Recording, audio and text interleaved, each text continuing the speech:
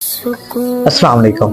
हज़रत अली रज़ी अल्लाह तआला अन्हु फरमाते हैं कि दिल में बुराई रखने से बेहतर है कि आप नाराज़गी ज़हर कर दो। हाँ, इस तरह के आपको लोग ज़िंदगी में मिल जाएंगे जो आपके सामने तो बहुत अच्छे हैं, आपके साथ अच्छे रहते हैं, लेकिन उनके दिल के अंदर कुछ और होता है।